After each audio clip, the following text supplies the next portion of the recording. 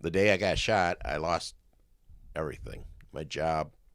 And when I was in the hospital, I was laying there thinking, I'm not going to be able to do anything anymore. I won't be able to hunt. I won't be able to fish. I was afraid it'd fall out of the boat and not know which way was up. And when I was laying there in that hospital bed, I kept thinking about the year before I got shot. I was sitting in a tree stand one day, and I had 2 deer come into a carrot pile, and I was bow hunting, and it was right at that time of night where it was almost too dark to shoot, but I could still see them. They were standing right there, not 20 yards from me, and they were eating the carrots, and I thought, I looked through the scope, and I couldn't see the deer, but I could see the carrots through the scope. It was one of those cheap old plastic scopes with crosshairs. Yeah. I aimed at the carrots. I moved the bow over about 18 inches. I lifted up about 18 inches. I took a Hail Mary shot at them deer, and I got them. And I kept thinking in the hospital, I got that deer, and I couldn't see him. And I thought, if I could get a deer to come and stand in one exact spot in the woods, I can still hunt. So before I left the hospital, I already knew how I was going to bow hunt. And when I got home out of the hospital, I just put a step ladder up against the house on this, where I had a room that was a 1-story house. And then I went to the side of the house where it stuck out a little bit, where there was a dormer. I started nailing this. It was actually a hammock bracket. I don't know where it even came from, but it was a piece of pipe in the shape of a hook. And I put it on there, and I braced it to where it couldn't move up and down. And then I put my right elbow in it, and I drew my bow forward. And I had the kids cut me a 2x4 at a certain length. And we screwed it to the roof, and I put some brackets on it so it couldn't move. Then when I took the quiver off the back of my bow, I would draw it forward and set the quiver bracket on top of the 2x4, and I started practicing shooting arrows into 2 bales. We had to keep moving the bales to where I could hit them. And once we got it into a place where I was pretty steadily hitting them, then I thought I was set. But I mean, I was pretty wild. In the beginning, I shot an arrow halfway through my neighbor's garage door. After a while, the neighbors would see me climbing up there. You could hear them screaming for their kids. Getting the dog inside. Yeah, buddy.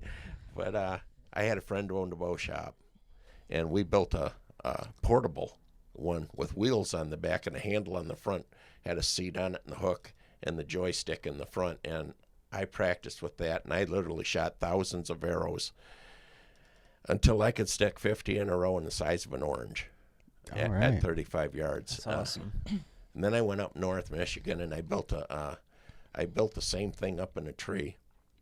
And I shot an arrow in the dirt. I had a game tracker hooked to it. I was using a compound bow, and I pulled the string back tight, and we built a feeder box out of logs in the shape of a letter J about 3 feet high, filled up the back of the J with carrots, and my arrows were going 18 inches back and 18 inches high. If a deer walked into that carrot pile, he was mine every time. Deer eating carrots makes a ton of noise. Yeah. So you were just sitting there quiet, waiting to hear that chewing, and then yeah. you know where he was. Oh, you'd hear him coming, Yeah, of course. But once he started munching, as long as he didn't bust me, he was. See, my biggest problem was I couldn't tell if he was looking at me or not. Of course. So I got busted a lot. Yeah, you go to pull back, and you hear him go off. Yep. Yeah, I hate that sound. Yeah.